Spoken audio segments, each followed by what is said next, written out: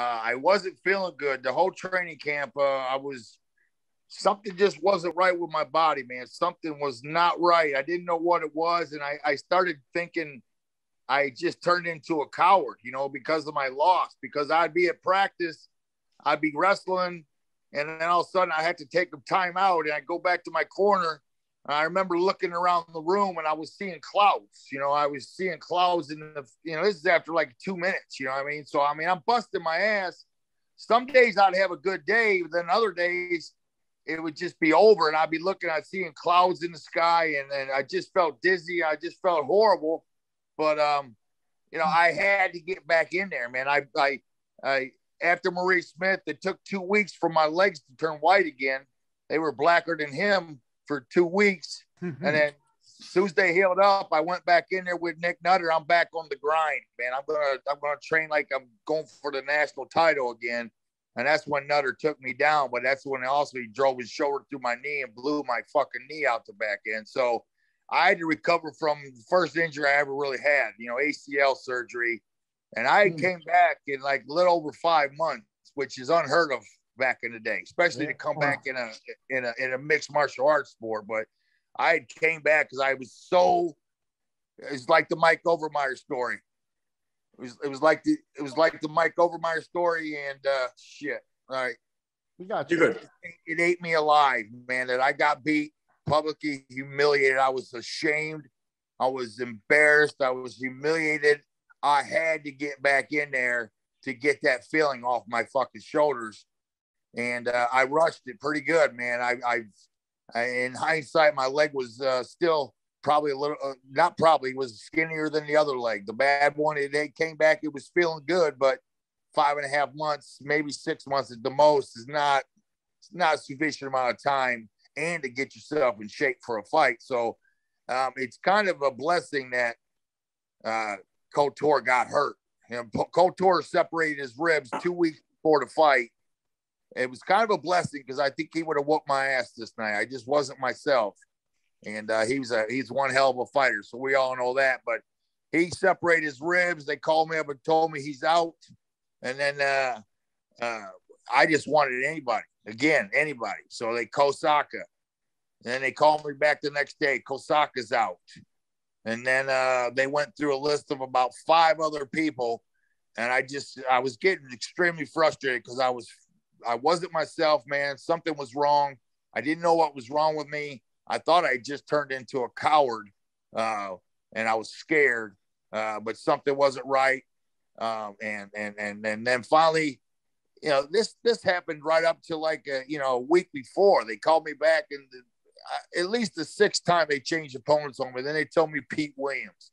Who the hell's Pete Williams? I don't know who the fuck Pete Williams is. Okay, I'll fight Pete Williams. And, I show up at the fight and I was a wreck, man. Mentally, I was a wreck. I wasn't feeling good. I've been having night sweats all the time. I started panicking about the armbar because, some people started telling me, you better go over the armbar. Pete Williams has a good armbar, and I panicked and I went and I literally had a guy there that was a black belt in jiu-jitsu, and I went over the arm bar with him for about a fucking hour. And we were going almost full go. I was going over every option, every way to get out of the damn thing. And we got done, and everybody that was watching, nobody had enough, nobody would say anything, but my dad was there again, and he's wondering what the hell I'm doing. I'm going hard for a freaking hour and trying to master the armbar right before I go out there and fight. And so I go back into the locker room and I couldn't stop sweating. I was just profusely sweating, just pouring down off my face. And I was having one of them episodes again where, I was just seeing things weren't fucking, I couldn't focus very good at all. And I kicked everybody out of my locker room. All my cornermen, everybody. I told everybody just to get the fuck out. I just wanted to be alone. And I'm sitting down on the toilet taking a shit. I wasn't taking a shit. I was just sitting on the toilet. And I remember sitting there, and then fucking Big John opens the door, and you can see directly from the door. You can see directly into the shitter from the door. I don't know how that happened, but he opens the door and he looks in at me, and I wasn't looking good, man. You know, I wasn't looking good at all. Just sweat's dripping off my face. He looked at me and he said, "You all right?" I said, "Yeah, I'm fine." And he gave me the last fucking rules, whatever, and he left. And you know, I walked out of that fight. Definitely my confidence wasn't there, but I had done enough to beat this guy, but it just wasn't meant to be. And after watching it on in replay, I'm disgusted with the treatment I got that fucking night. I'm absolutely disgusted because let's talk about that.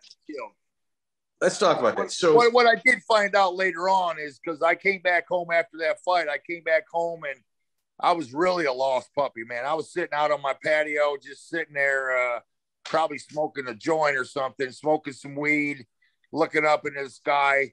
And I was just saying, Jesus Christ, man, you just got old overnight, Coleman. You're old. I was only 32 years old. And I just thought I turned old. You know, fighters lose it that quick is what I had heard. And I thought, man, I just got old, because I was feeling horrible still, man. Just depression. But no, my body just, you know, I went to the weight room and tried to lift some weights. And it's like I'd do 1 or 2 sets and it just felt horrible. And I would leave. But then finally, I started rolling around in the gym again, and it just didn't have it. But then finally, I went to my doctor, and he drew some blood. He drew some blood work on me.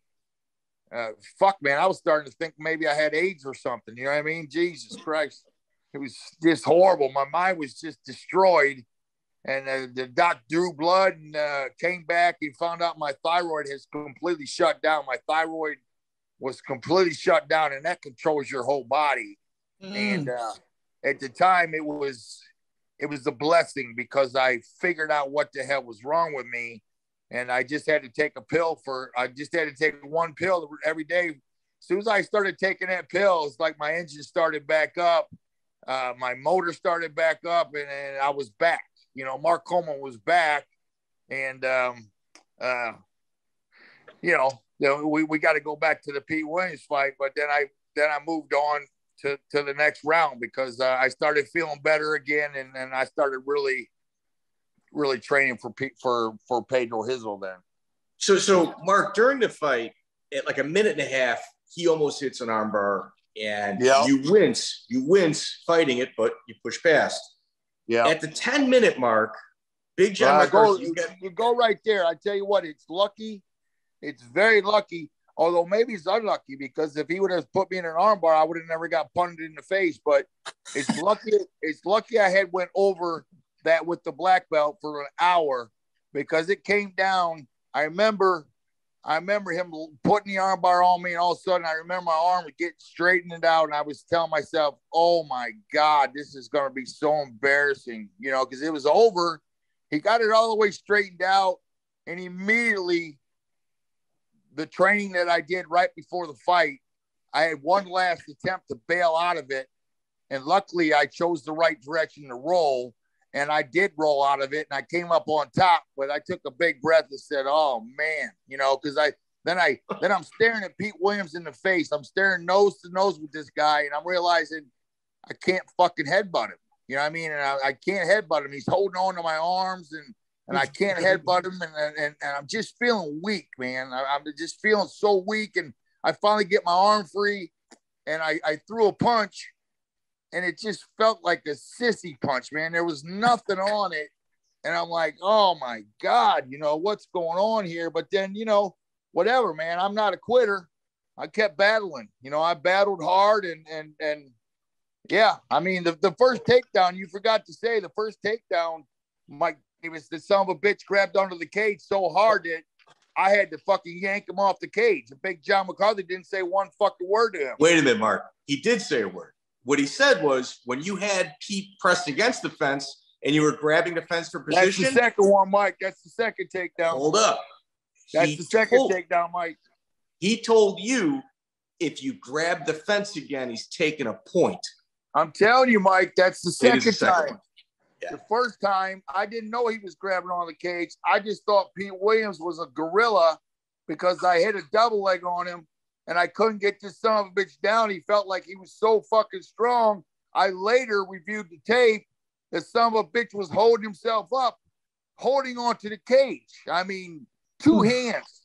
And then he hit the ground. So it took a ton of energy getting that first takedown. It took a ton of energy out of me. And then he hit the armbar on me, took another ton of energy. But I fought through. You know what I mean? I didn't have no headbutts. So I'm going to struggle. I'm going to get through this fight somehow and figure out what went wrong. But then, then 10 minutes later, we're on our feet again. And then, you had that part right, Mike. Oh. He's telling Mark, if Mark grabs the cage again, he's taking a point from Mark. Mark gets a takedown. Pete literally has his arms behind him, his fingers enmeshed in the cage. And Mark is like pulling him like a slingshot. And Pete is pulling himself back to the cage. And it's like he's playing tug of war with Pete as the rope and the cage, like stopping it. And not a single word out of Big John McCarthy. That's a little weird. Big John, I grabbed the cage for like a half a second, and he warned me, let go of the cage. Taking a point away. Okay, no problem. But then he sat there and watched Pete Williams hold on to the cage. This is the second time, and by this time, I was drained again, man. My tank was empty. I'm just fighting on instincts here, and he fucking didn't say a word to him. I don't understand it. I want to hear John's response. I really would like to hear what John has to say about this because he fucked me. We got to get him on here, Mike. You know what I'm saying? He'll have an answer for you. He'll have a fucking answer. It'll be a lie, though. Check out the full interview on iTunes, Spotify, and all major podcast platforms.